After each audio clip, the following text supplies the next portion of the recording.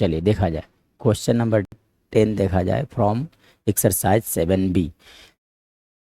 क्या दिया गया था? If two straight lines intersect each other in such a way that one of the angle form between formed measures 90 degree so that each of the remaining angle is 90 degree. मतलब सबसे पहली बात तो figure draw किया जाए। Figure क्या बोल रहा है सर? तो देखो जब इसका फिगर ड्रा करोगे तो कुछ ऐसा फिगर होने वाला है, ठीक है।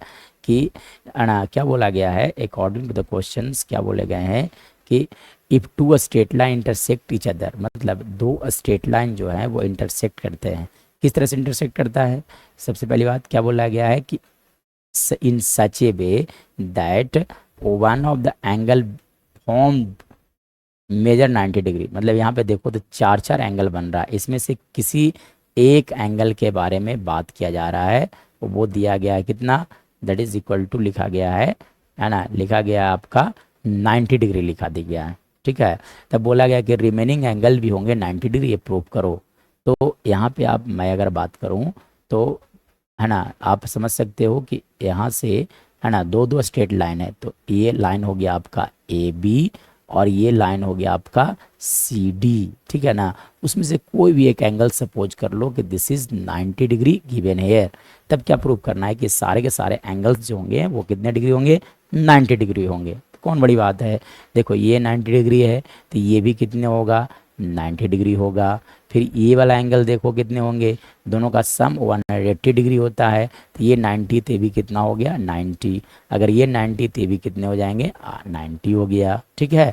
तो सो सिंपल। अब इसे लैंग्वेज में कैसे लिखा जाएगा, ठीक है।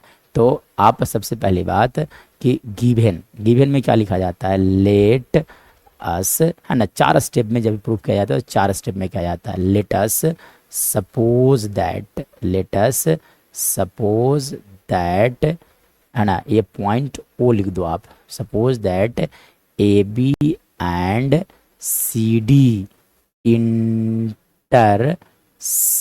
एट ओ, है ना। Lines A B and C D एक दूसरे को कहाँ पर मिलते हैं? ओ पर मिलते हैं। चलिए तो प्रूफ करना है, अभी हटा दिया जाए।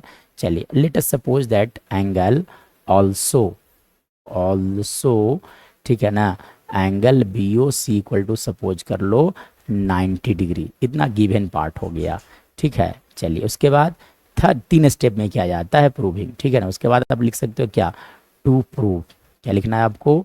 To prove. तो क्या प्रूव करना है कि, है ना, ये देखो angle A O C, angle A O C, है ना, इज इक्वल टू 90 डिग्री होगा। Similarly angle A O D भी कितना होगा?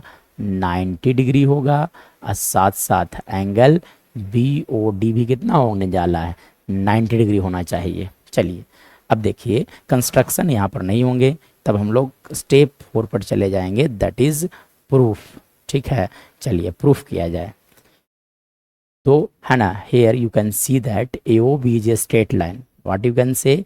ए O B is a straight line, A O B is a straight line. तो ए ओ बी क्या है? एक स्ट्रेट लाइन है। तो जब ए ओ बी एक स्ट्रेट लाइन है that means angle A O C plus angle, ये देखो ये वाला एंगल प्लस ये वाला angle plus angle B O C that is equal to 90 degree. और एंगल ए ओ सी नहीं मालूम है तो एंगल बी ओ सी को जगह आप के लिख दोगे, sorry, is equal to 180 degree होता है, यहाँ पे 180 डिग्री लिखना चाहिए था एक्चुअली में, इक्वल टू 180 डिग्री, ठीक है।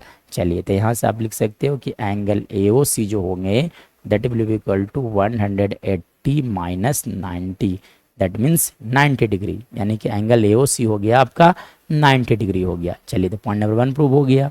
नाउ अब देखा जाए तो आप लिख सकते हो कि angle B O C is equal to angle A O D, ठीक है।